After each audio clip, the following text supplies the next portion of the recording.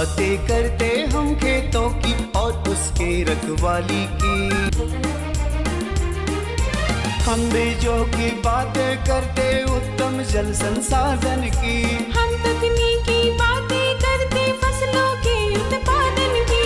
हर किसान का सपना सच हो जीवन सुखद बनाने को। गाँव-गाँव के हर आंगन का प्यारा सा ये दर्शन।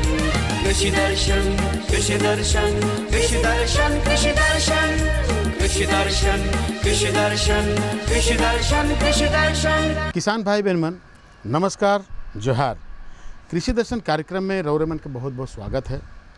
किसान भाई बहन मन जैसन कि रौरेमन जानीला कि हर हफ्ता हम रौरेमन ले नवा और बेस जानकारी लेके आवीला। आज भी हम रौरेमन ले नवा और बेस जानकारी लेके आई, मगर किसान भाई बहन मन जानकारी लेवे कर आगे चलू हमने देखा थी कृषि समाचार। नमस्कार, कृषि समाचार में आपका स्वागत है। मैं हूं अर्चना। आइए देखते हैं आज कृषि समाचार में क्या है खास। जैविक खेती के लिए किसानों को किया जा रहा है प्रोत्साहित। किसानों के विकास के लिए कई प्रकार के कार्यक्रम चलाता है आत्मा। दवा छिड़काव के काम को आसान करता है बैटरी चालित स्प्रेयर। कृषि वैज्ञानिकों का मानना है कि जैविक खादों के प्रयोग से मिट्टी को और अधिक उपजाऊ बनाया जा सकता है। इसी संदर्भ में कृषि विभाग राज्य में जैविक खाद प्रोत्साहन कार्यक्रम चलाती है, जिसके अंतर्गत प्रशिक्षण कार्यक्रम के साथ साथ खाद निर्माण के लिए कृषकों को प्रोत्साहित भी किया जाता है।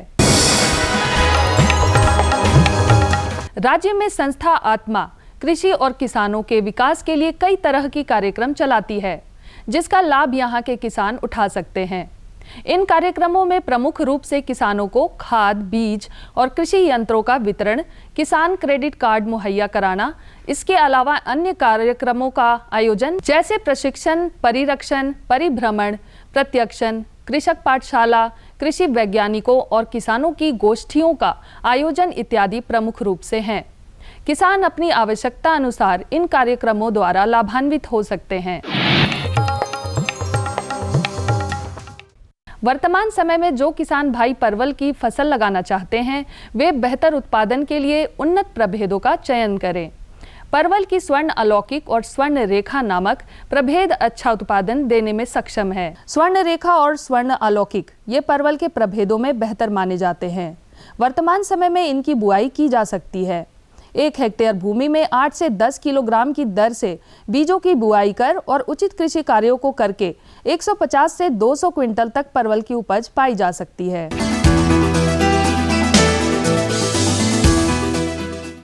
फसलों पर विभिन्न प्रकार के तरल दवाओं का छिड़काव आमतौर पर कृषकों को करना होता है। दवा छिड़काव के कार्य को बेहतर तरीके से करता है ये बैटरी चालित स्प्रेयर। ये स्प्रेयर तरल दवाओं का फसलों पर उच्च दाब पर छिड़काव करता है और दवा को एक समान पूरे फसल पर फैलाता है, जिससे दवा की बर्बादी नहीं होती है। चूंकि ये यंत्र बैटरी से चलता है, इसलिए दवा छिड़कने में श्रम बिल्कुल भी नहीं लगता। इसका बैटरी रिचार्जेबल होता है। एक बार चार्ज करने पर लगभग 10 से 12 घंटे तक इससे काम लिया जा सकता है। और अब एक नजर राज्य के कुछ प्रमुख शहरों के मौसम के मिजाज पर। आज राज्य के कुछ प्रमुख शहरों के तापमान इस प्रकार दर्ज किए गए। रांची अधिकतम 34 डिग्री सेल्सियस, न्यूनतम 20 डिग्री सेल्सियस। देवघर अधिकतम 37 डिग्री सेल्सियस, न्यूनतम 19 डिग्री सेल्सियस। जमशेदपुर अधिकतम 37 डिग्री सेल्सियस, न्यूनतम 22 डिग्री सेल्सियस। मेदिनीनगर अधिकतम 35 डिग्री सेल्सियस, न्यूनतम 20 डिग्री सेल्सियस। धनबाद अधिकतम 37 डिग्री सेल्सियस, न्यूनतम 19 डिग्री सेल्सियस। दर्शकों, आज हम आए हुए हैं पंडरा बाजार समिति, जहां से हम आपको देने जा रहे हैं मंडी भाव की जानकारी। सबसे पहले लेंगे हम दाल को, जिसमें मसूर दाल का न्यूनतम दर है 6,500 रुपये प्रति क्विंटल से लेकर 7,000 रुपये प्रति क्विंटल अधिकतम। मंसूरी चावल को अगर लेते हैं हम, तो उसका न्यूनतम दर है 3,300 रुपये प्रति क्विंटल से लेकर 3,500 रुपये प्रति क्विंटल। सरसों तेल में अगर आए तो उसका औसतन दर है 12,100 रुपये। गुड़ की बात की जाए तो गुड़ का न्यूनतम दर है 4,200 रुपये प्रति क्विंटल से लेकर 4400 रुपये प्रति क्विंटल अधिकतम।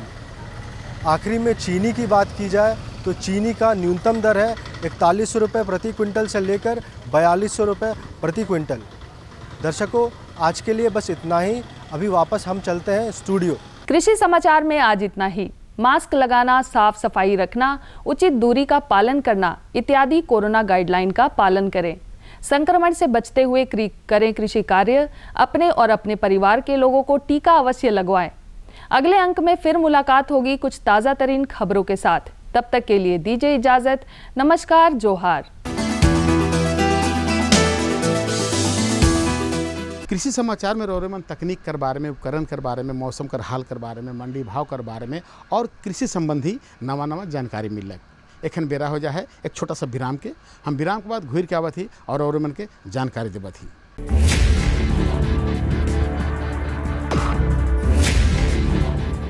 भोजन, जल और शुद्ध वातावरण हमारे जीवन का मुख्य आधार है और कृषि इसका मूल स्तंभ। पिछले 60 वर्षों में विज्ञान आधारित कृषि का व्यापक प्रसार हुआ है। साथ ही कृत्रिम संसाधनों के बढ़ते प्रयोग से कृषि की सतत क्षमता पर चिंताएं बढ़ी हैं। प्रधानमंत्री श्री नरेंद्र मोदी जी के दूरदर्शी नेतृत्व के अंतर्गत रसायन मुक्त जैविक खेती एक महत्वपूर्ण प्रयास है। रसायन मुक्त जैविक खेती को बढ़ावा देने के लिए 5 वर्ष पूर्व सरकार ने परंपरागत कृषि विकास योजना तथा उत्तर पूर्व भारत में जैविक मूल्य श्रृंखला योजनाएं आरंभ की। ऑर्गेनिक फार्मिंग को देश भर में बढ़ावा देने के लिए सरकार अनेक प्रयास कर रही है। इसके लिए परंपरागत कृषि विकास योजना के तहत काम किया जा रहा है। न सिर्फ ऑर्गेनिक फार्मिंग को बल दिया जा रहा है, बल्कि उसके लिए वैल्यू एडिशन और मार्केट की व्यवस्था भी की जा रही है। भारत सरकार एवं किसानों के सम्मिलित प्रयासों से आज देश के लगभग 36 लाख किसान 38 लाख हेक्टेयर क्षेत्र में जैविक खेती कर रहे हैं। इसके अतिरिक्त हमारे देश के अनेक ऐसे क्षेत्र हैं जहां आज भी पारंपरिक जैविक खेती हो रही है। इन पारंपरिक जैविक क्षेत्रों को जैविक प्रमाणीकरण सुलभ कराने हेतु पीजीएस के अंतर्गत लार्ज एरिया सर्टिफिकेट का प्रावधान किया गया है। इस प्रक्रिया की विशिष्टता ये है कि इसमें प्रमाणीकरण मात्र 2 से 3 महीनों में हो जाता है, जबकि सामान्य परिस्थितियों में इसमें 2 से 3 वर्ष का समय लगता है। अंडमान निकोबार केंद्र शासित प्रदेश के कार निकोबार एवं नैन काउरी द्वीप समूह देश के सर्वप्रथम ऐसे प्रमाणीकृत जैविक क्षेत्र हैं। अभी हाल ही में संपूर्ण लक्षद्वीप को जैविक खेती के रूप में प्रमाणित किया गया है। वर्ष 2016 में सिक्किम राज्य पूर्ण जैविक कृषि राज्य के रूप में प्रमाणित हो चुका है। सुदूर उत्तर में हिमालय श्रृंखला के बीच स्थित लद्दाख ने भी पूर्ण जैविक के लक्ष्य की ओर बढ़ना शुरू कर दिया है। जैविक उत्पादों को बाजार सुलभ कराने तथा किसानों की उपभोक्ताओं तक पहुंच बनाने के लिए एक समर्पित जैविक खेती पोर्टल भी बनाया गया है। जैविक खेती पोर्टल के जानकारी मंच और विपणन मंच के माध्यम से किसानों को उच्च गुणवत्ता उत्पादन तथा बाजार उपलब्ध कराया जा रहा है। आशा है देश के सभी राज्य अपने जैविक क्षेत्रों का विस्तार करेंगे और देश में जैविक कृषि क्रांति को मजबूत करने में योगदान देंगे। जैविक उत्पादों की देश और विदेशों में बढ़ती मांग तथा जैविक उत्पादों का बढ़ता बाजार, किसानों की उपभोक्ताओं तक पहुंच तथा जैविक एफपीओ द्वारा जैविक कृषि व्यापार में भागीदारी हमारे किसानों को अपनी आय बढ़ाने का अवसर दे रहा है। पिछले 5 वर्षों में जैविक कृषि उत्पादों का निर्यात दोगुने से अधिक बढ़कर 7,000 करोड़ रुपए से अधिक का हो गया है और इसमें प्रतिवर्ष 20% से अधिक की वृद्धि हो रही है। उम्मीद है पारंपरिक क्षेत्र के किसान भी इस बढ़ते बाजार से लाभान्वित होंगे और जैविक कृषि आंदोलन को आगे बढ़ाएंगे। किसानों की मुस्कान समृद्ध हिंदुस्तान की है पहचान।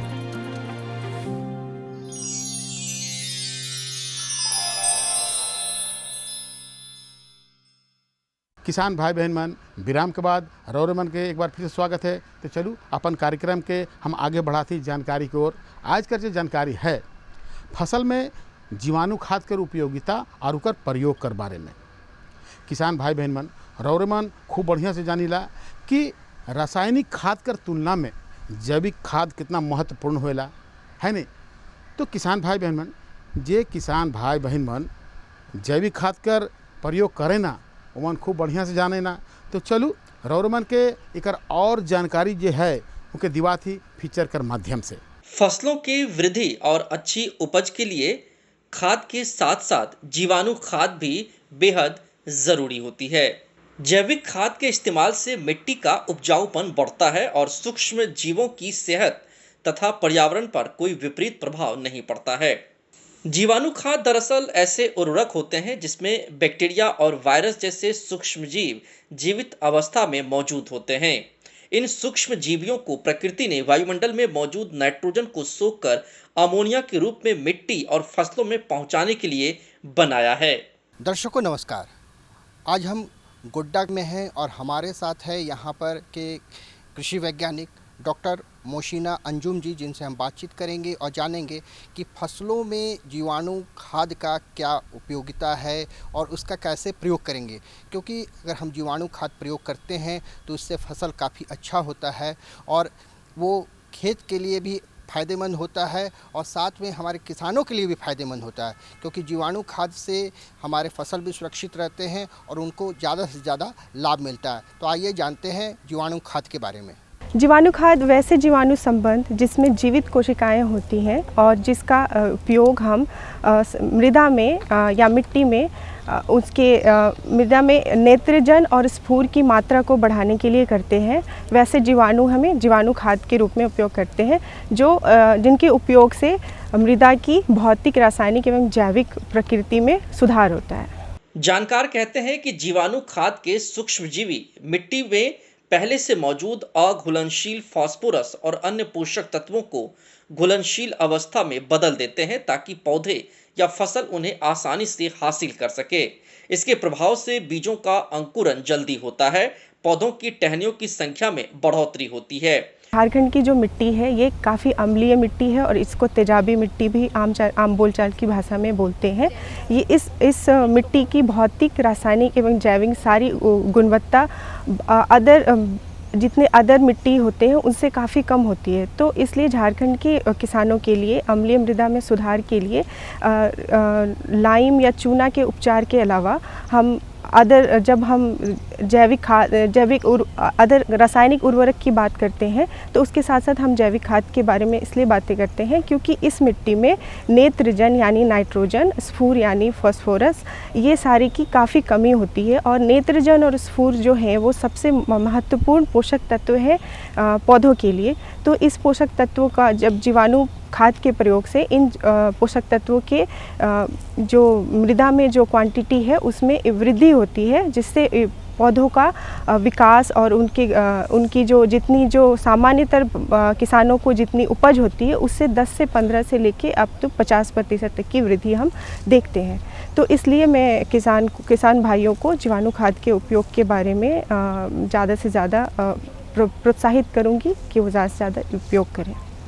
जैविक खाद का इस्तेमाल न सिर्फ आसान और सुरक्षित है बल्कि खेती के बेहतर भविष्य के लिए कहीं ज्यादा उपयोगी है। जानकार कहते हैं कि इसका प्रभाव मिट्टी में लंबे समय तक रहता है। इससे खेत, पानी, पर्यावरण और स्वास्थ्य सभी को फायदा पहुंचता है।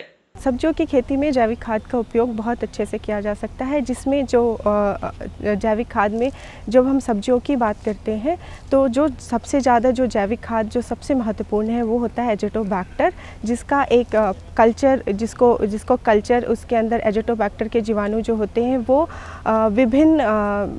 विभिन्न सरकारी तंत्रों के पास उपलब्ध है। साथ ही साथ हमारी बिरसा कृषि विश्वविद्यालय के अंतर्गत भी बहुत सारे एज़ोटोबैक्टर और राइजोबियम और विभिन्न प्रकार के पौधों के लिए वो कल्चर उपलब्ध है। तो किसान भाइयों से उसको लेके अपने खेतों में उपचार करने के बाद जिन लोगों ने उपयोग किया है सब्जियों में हमने देखा है कि 10 से 15% की वृद्धि हुई है। तो इससे पौधों में नेत्रजन को बढ़ाने के लिए एज़ोटोबैक्टर का उपयोग करते हैं। साथ ही साथ स्फूर को बढ़ाने के लिए PSB फॉस्फोरस सॉल्युबलाइजिंग बैक्टीरिया, जो हमारे मृदा में जो फॉस्फोरस होता है जब हम उपचार करते हैं तो उसका 10 से 15% ही जो स्फूर होता है वो पौधों को के उपयोग में आता है। बाकी जितने भी अम्लीय मृदा होने के कारण बाकी जो भी फॉस्फोरस होते हैं वो ट्राई कैल्शियम फास्फेट होता है जो उसमें कन्वर्ट हो जाते हैं, जो पौधों को उपलब्ध नहीं होते।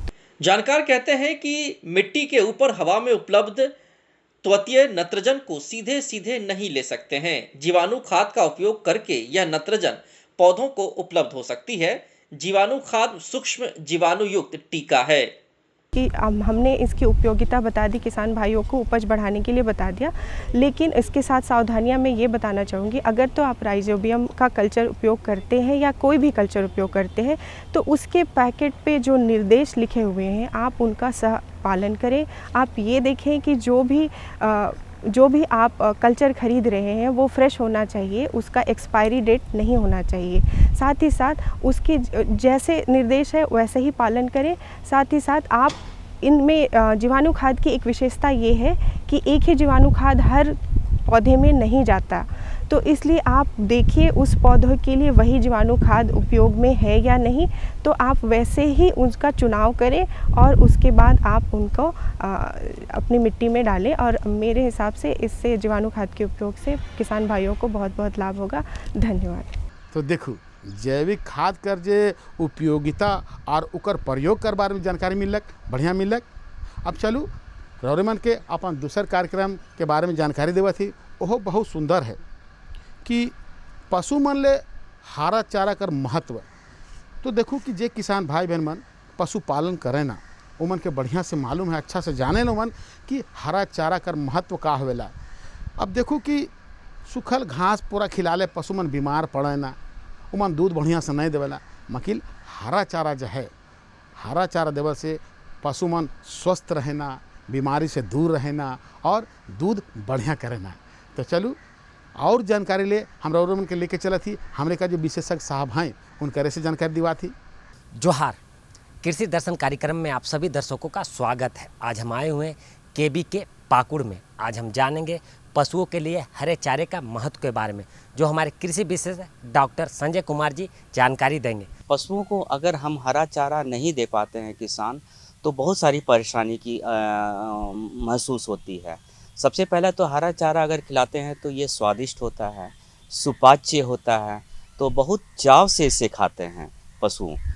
और उसके बाद ये आपका सस्ता भी होता है। अगर हम उसको खल्ली चोकर और सूखे चारे पर उसको रख रहे हैं, भूसा पर रख रहे हैं, तो ये काफ़ी ज़्यादा महंगा पड़ता है और उसमें आपका सारे पोषक तत्व, खास करके जो खनिज लवण है, वो आपके उपलब्ध नहीं रहते हैं। तीसरा चीज़ है कि ये हरा चारा जो होता है कि इसमें सुपाच्य होने के चलते इसके जो शारीरिक क्रियाएं होती है वो आपका आराम से चलते रहती है। और जैसे कि इसमें प्रोटीन्स पाया जाता है शरीर के बढ़ोतरी के लिए, या जो उसका भ्रूण का विकास हो रहा है, या अंडा का जो उत्पादन हो रहा है, या शरीर बढ़ रहा है, तो इसके लिए प्रोटीन्स की आवश्यकता होती है। तो ये हमारा हरा चारा में प्रोटीन्स भी बहुत पर्याप्त मात्रा में उपलब्ध रहता है। शरीर को आपका जैसे दूध दे रही है गाय, तो उसको कैल्शियम चाहिए, फास्फोरस चाहिए और उसको आयरन चाहिए, तो ये हमारा सूखा चारा में उपलब्ध नहीं रहता है। अगर हम पशुओं को हरा चारा खिला रहे हैं तो कैल्शियम, फास्फोरस इसमें पर्याप्त मात्रा में मौजूद रहता है, जिसके चलते आपका दूध उत्पादन बढ़ता है। केवल दूध उत्पादन बढ़ता ही नहीं है, दूध में मीठापन आता है। इसका जो अगर हम उसको सूखा चारा खिला रहे हैं तो उसमें बसा दूध में जो रहता है काफ़ी कम रहता है, लेकिन अगर हरा चारा खिला रहे हैं तो उसमें बसा की मात्रा ज़्यादा होती है, जिसके चलते उसका जो दूध की गुणवत्ता है वो काफ़ी ज़्यादा बढ़ जाती है, टोटल सॉलिड भी बढ़ जाता है। तो दूध में मोटापन होता है, खोआ ज़्यादा निकलेगा तो दूध का रेट भी ज़्यादा मिलेगा।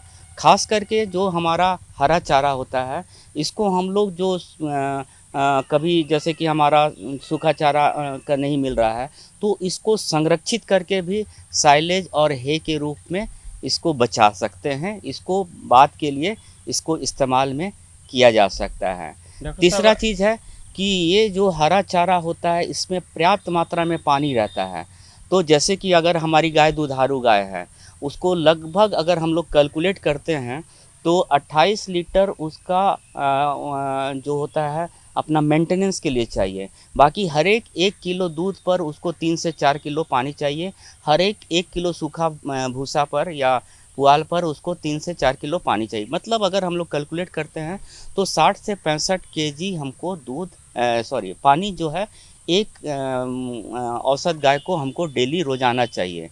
तो अगर ये हरा चारा खिला रहे हैं तो इसमें पर्याप्त मात्रा में पानी रहता है और ये पानी जो होता है उसकी सारी फिजियोलॉजिकल प्रोसेस को सही करती है।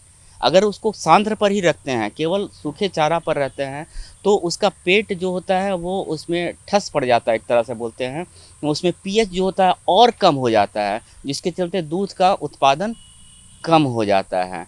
उसमें अफरा होने की संभावना बढ़ जाती है सूखा चारा में। जैसे अगर मान लीजिए दलिया खिला रहे हैं, भूसा खिला रहे हैं, है ना, चोकर खिला रहे हैं, तो इसमें पेट फूलने की संभावना रहती है। लेकिन अगर हरा चारा खिला रहे हैं तो ये सारी संभावनाएं जो होती है वो कम हो जाती है, नहीं के बराबर रहती है।